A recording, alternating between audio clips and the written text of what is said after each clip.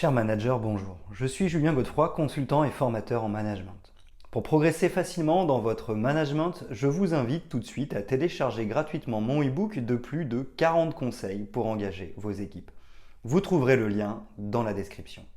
Pensez aussi à vous abonner à ma chaîne YouTube pour consulter mes dernières vidéos.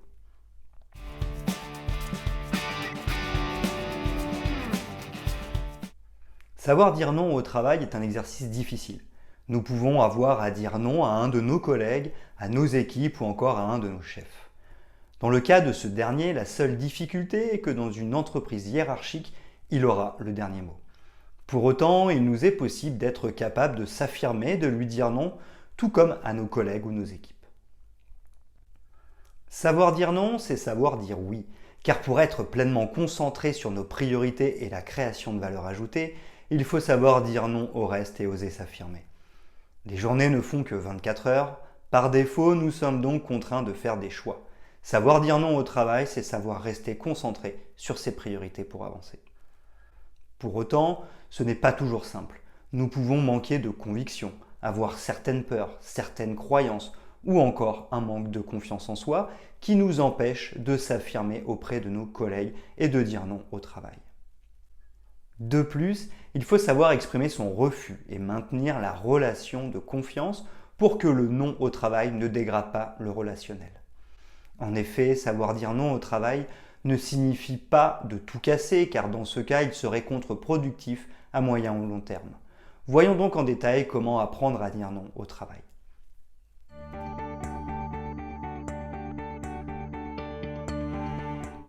Premièrement, s'assurer que le refus est légitime. Selon moi, le premier point pour savoir dire non au travail est d'en être convaincu. Ainsi, nous pourrons faire jouer le fameux effet Pygmalion. Plus nous sommes convaincus, plus nous avons de chances d'obtenir ce que nous souhaitons. Pour cela, il faudra se poser la question de la légitimité de notre non. Si c'est la 15e fois que je refuse de travailler le week-end ou le soir, il risque d'être difficile d'être dans notre bon droit, sauf argument réellement valable. Nous risquons donc de manquer de sérénité au moment de dire non. Et le manque de conviction se sent avec le manque d'affirmation. Certes, nous aurons dit non, mais en réalité, nous devrons tout de même le faire.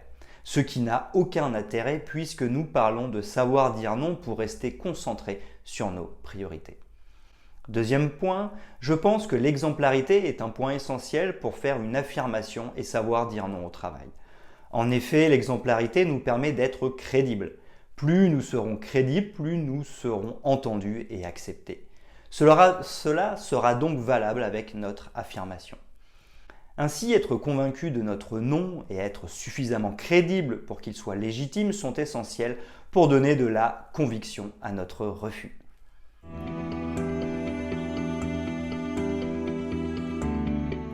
Deuxièmement, travailler sur ses émotions. Ensuite, savoir dire non au travail, c'est savoir se gérer émotionnellement. En effet, nos émotions peuvent nous empêcher de dire non. Nous pouvons avoir peur. Par exemple, si je dis non, j'ai peur de ne plus pouvoir faire carrière. Ou encore, si je dis non, j'ai peur que les autres me tournent le dos. Il faudra donc être en mesure de savoir si ces peurs sont fondées ou non. Ensuite, il faudra travailler sur le danger indiqué par cette peur. Ai-je peur de ne plus pouvoir faire carrière ? À moi d'en discuter avec mon responsable pour m'assurer que cela est vrai. Il est sûrement possible de faire différemment. Ai-je peur que les autres me tournent le dos ? À moi de voir comment faire pour que cela ne soit pas le cas. D'ailleurs, c'est ce que nous verrons dans les parties 5 et 6. Mais nous devrons aussi gérer notre colère. C'est l'énergie du changement lorsque nous ne nous sentons pas respectés. Cette énergie peut nous aider fortement à avoir confiance et à dire non. En effet, elle nous donne du courage, mais nous devons la maîtriser pour que nous n'explosions pas et ne détruisions pas la relation de confiance. Respirer quelques instants, aller faire un tour ou tout simplement changer de sujet nous permettra de retrouver un état plus serein et plus propice à exprimer de manière plus acceptable notre non. Enfin, la tristesse est une émotion de repli qui nous aide à prendre de la distance par rapport à ce que nous avions, mais que nous n'avons plus. Elle apparaît en cas de manque. C'est une émotion qui peut aussi nous amener à dire plus facilement non au travail. Ici, le risque est de dire non à tout. Alors restons vigilants, dire non à tout ne crédibilise pas la démarche.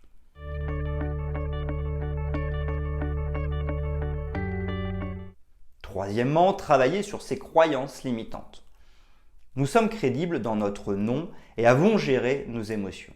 Désormais, nos croyances limitantes peuvent encore nous gêner pour savoir dire non au travail.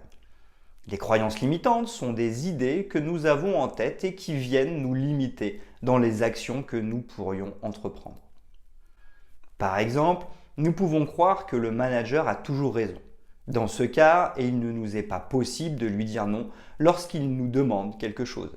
C'est une croyance, car est-il vrai que le manager a toujours raison? Il est certain que, comme tout être humain, il peut se tromper. Nous sommes donc face à une croyance. Cette dernière nous limite car elle nous empêche d'oser dire non. Pour s'en séparer, c'est assez simple. Au lieu de nous dire consciemment ou inconsciemment que le manager a toujours raison, nous pouvons nous répéter plusieurs fois par jour pendant plusieurs semaines « Mon manager peut se tromper et je peux avoir raison ». À force de nous le répéter, nous allons nous planter une graine qui finira par germer. Nous récolterons alors une croyance positive par l'affirmation de soi, ce qui nous aidera à savoir dire non au travail. Il est donc important de se poser la question « Quelle croyance m'empêche de savoir dire non au travail, à mes collègues, mes équipes ou encore mon manager ?» Ensuite, nous devrons nous répéter pendant un laps de temps important l'inverse pour nous en convaincre. Nous aurons alors une croyance positive capable de nous aider à dire oui ou non.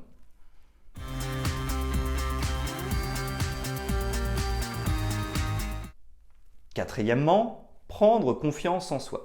Désormais, il nous manque un peu de confiance en soi pour assumer pleinement notre non au travail.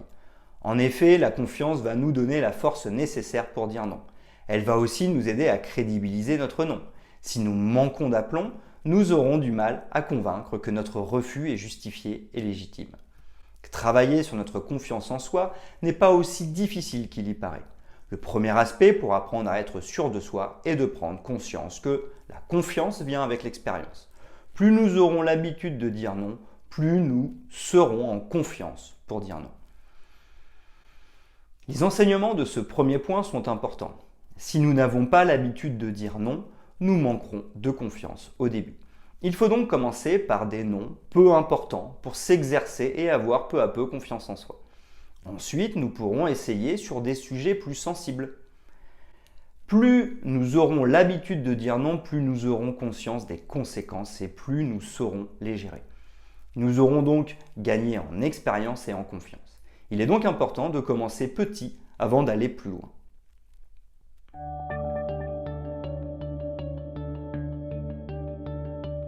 Cinquièmement, bien exprimer son refus. Savoir dire non au travail, c'est aussi savoir l'exprimer calmement et correctement. En effet, nous avons beau être dans notre bon droit, il est aussi important que l'autre comprenne correctement. Nous devons donc donner du sens. Nous pourrions penser qu'il s'agit de se justifier, mais en réalité, il s'agit d'expliquer à l'autre les raisons qui nous motivent à dire non. Il pourra ainsi se mettre à notre place et comprendre notre point de vue.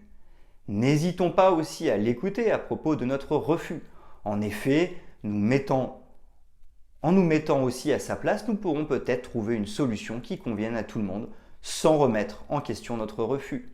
En l'écoutant, nous mettrons aussi toutes les chances de notre côté pour que notre refus soit bien accepté. Enfin, la meilleure méthode pour communiquer correctement est d'utiliser le protocole de communication non violente. En effet, il nous permet de nous exprimer au mieux en donnant du sens sur ce qui arrive et sans remettre en question l'autre. C'est donc un protocole qui nous permet de nous exprimer pleinement sans être agressif et accuser l'autre. Il se divise en 4 étapes: exprimer les faits, exprimer son ressenti, faire part de son besoin, exprimer sa demande. En l'occurrence, la demande sera notre refus.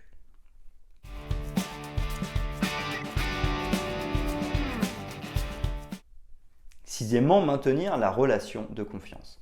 Enfin, nous venons d'exprimer notre refus. Il faut être désormais vigilant à ce que la relation de confiance soit toujours bien en place. Rester dans la bienveillance est une attitude qui permettra de maintenir du respect par rapport à l'autre.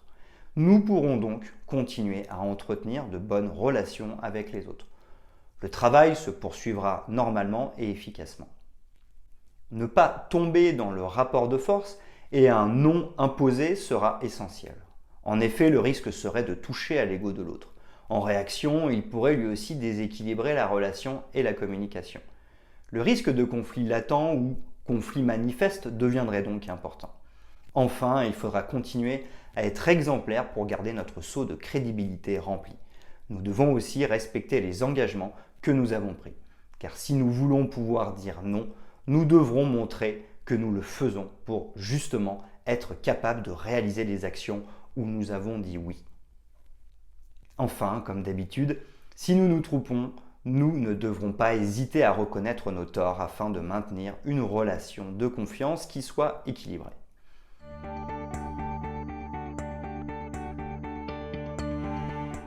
Septièmement, accepter.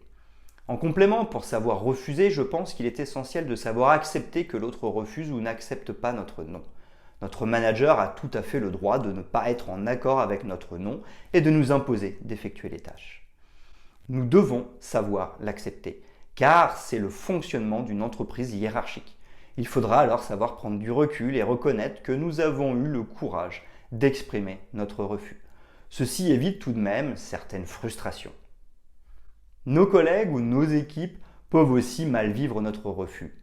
Même si ce dernier est légitime et que nous avons travaillé sur nos émotions, nos croyances, notre confiance, la manière de l'exprimer et la relation de confiance, l'autre ou les autres peuvent ne pas être en accord ou ne pas bien le vivre.